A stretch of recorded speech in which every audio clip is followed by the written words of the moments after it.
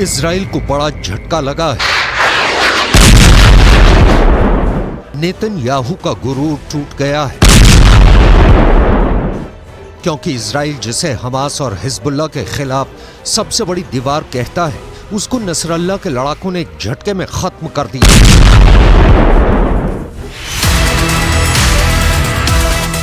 Hezbollah का दावा है कि उसने इजराइल के आयरन डोम को एक झटके में फोड़ दिया है। नसरल्लाह के लड़ाकों ने इजराइल के आयरन डोम के 2 सिस्टम तबाह कर दिए हैं। एक आयरन डोम की कीमत $100 मिलियन है। हिंदुस्तान की करेंसी में बात करें तो करीब 800 करोड़। मतलब हिजबुल्लाह ने एक झटके में इजराइल के 1600 करोड़ रुपए तबाह कर दिए। हिजबुल्लाह का कहना है कि उसने उत्तरी इजराइल के कब्री में उसकी बमबारी ने बड़ी तबाही मचाई। यहीं पर आयरन डोम सिस्टम तैनात था।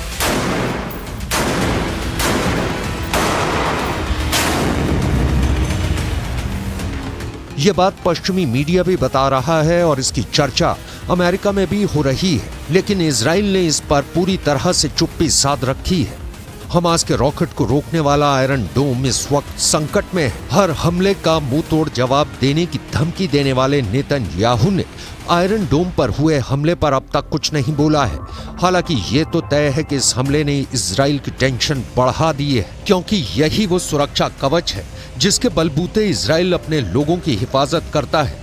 उसकी सीमा में आने वाले रॉकेट और मिसाइल को इजराइल अपने इसी मिसाइल डिफेंस सिस्टम से मार गिराता है।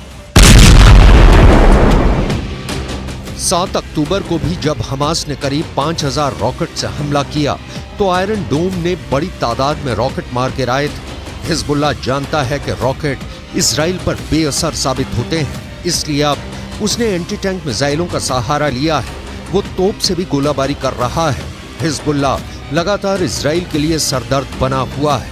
पहले भी इसने एंटी टैंक मिसाइल सिस्टम से इजराइल के मरकावा टैंक को निशाना बनाया और अब उसके निशाने पर आयरन डोम सिस्टम आ गया है। इससे पहले जब जब फिलिस्तीनी संगठन हमास ने रॉकेट से हमला किया है, आयरन डोम का सक्सेस रेट 95% से ऊपर रहा है। यानी हर 100 रॉकेट हमलों के बाद जब आयरन डोम की मिसाइल फायर की गई तो उसने 90 से ज्यादा रॉकेट को आसमान में ही रोक दिया। इसी वजह से इस एयर डिफेंस सिस्टम को लेकर दुनिया में मांग बढ़ने लगी। ये ज़ेलेंस्की की डिमांड लिस्ट में भी आ गया।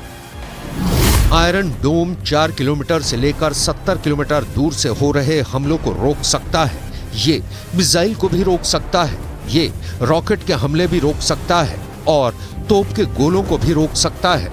इजराइल की ये हालत देखकर कह सकते हैं कि इन हमलों को रोकने के लिए आयरन डोम फेल साबित हुआ है और इस्तेमाल करने पर बहुत महंगा भी साबित होता है, क्योंकि 1 लाख रुपए की कीमत वाले रॉकेट या तोप के गोले को रोकने के लिए इससे 2 मिसाइल फायर की जाती है, जिनकी कीमत रेंज के हिसाब से 70 लाख से 1 करोड़ रुपए हो सकती है। यानी एक रॉकेट जिसकी कीमत 1 लाख रुपए भी नहीं, उसको रोकने के लिए इस हथियार की इतनी बड़ी कीमत हैरान करती है।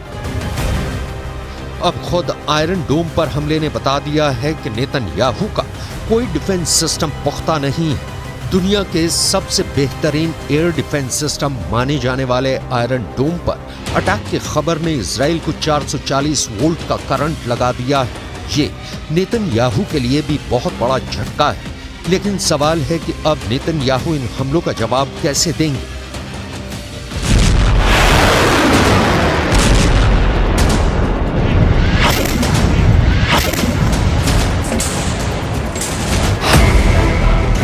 हिजबुल्लाह के धमाके के बाद 2 लोग बहुत ज्यादा टेंशन में हैं। गाजा और इजराइल के बीच चल रहे युद्ध ने पूरे पश्चिम एशिया को तीसरे विश्व युद्ध के एपिसेंटर में तब्दील कर दिया है और इसकी वजह से 2 ताकतें सबसे ज्यादा फिक्र में डूबी हुई हैं। पहले हैं इजराइल के प्रधानमंत्री बेंजामिन नेतन्याहू और दूसरे हैं अमेरिका के राष्ट्रपति जो बाइडेन। दोनों की टेंशन का मीटर लगातार रेड लाइन को पार करता जा रहा है। इस तस्वीर को लेकर खौफ बहुत ज्यादा है। हमास से 2.5 महीने से जारी जंग और हिजबुल्लाह के बढ़ते हमलों के बीच अमेरिका के रक्षा मंत्री लॉयड ऑस्टिन इजराइल पहुंच गए। यहां उन्होंने एक बार फिर दोहराया कि इस जंग में अमेरिका इजराइल के साथ है। हालांकि उन्होंने इस पर कुछ भी नहीं कहा कि अगर हिजबुल्लाह की तरफ से हमले तेज हुए तब भी वो इजराइल का साथ देंगे। Palestinian civilians in Gaza is both a moral duty and a strategic imperative. So we will continue to stand up for Israel's bedrock right to defend itself. And we will also continue to urge the protection of civilians during conflict and to increase the flow of humanitarian aid into Gaza.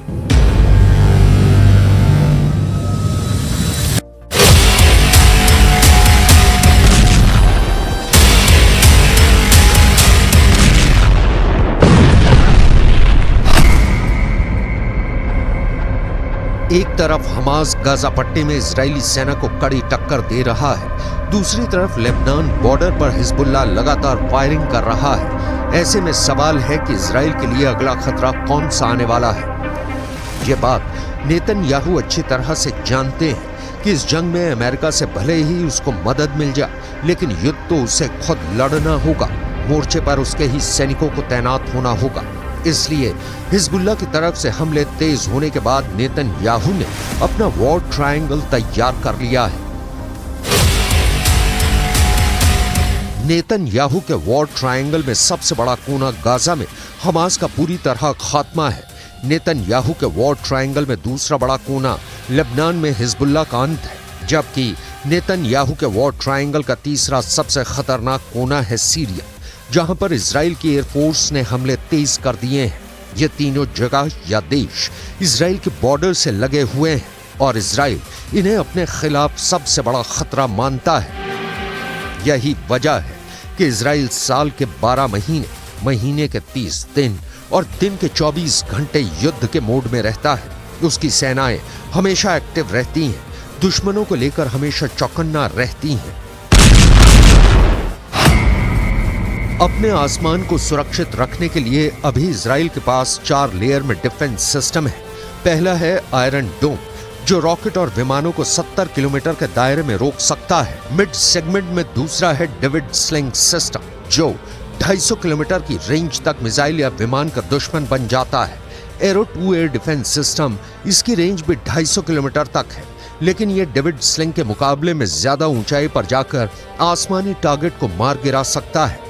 और चौथा है arrow 3, जो 2.5 kilometre से भी आगे के target को खत्म करता है।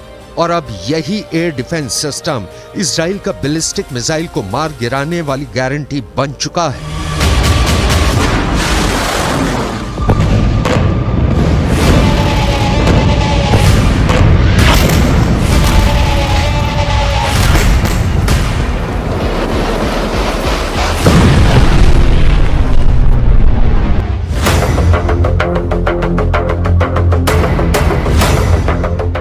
अपने 4 लेयर डिफेंस के चलते ही नेतन्याहू का जोश हमेशा हाई होता है। वो अपने दुश्मनों को जवाबी अंजाम भुगतने की धमकी देते हैं। गाजा में भी यही हुआ। 7 अक्टूबर को अटैक के बाद से गाजा पर इजराइल का हमला जारी है। युद्ध का अंत कब होगा ये फिलहाल कोई नहीं जानता, लेकिन जैसे जैसे युद्ध लंबा खिंचता जाएगा, मौत के आंकड़े भी बढ़ते जाएंगे, बर्बादी भी बढ़ती जाएगी। फिलिस्तीन के स्वास्थ्य मंत्रालय की माने तो युद्ध में अब तक 19,400 फिलिस्तीनियों की मौत हो चुकी है। दूसरी तरफ इजराइल के 129 सैनिकों की जान चली गई है।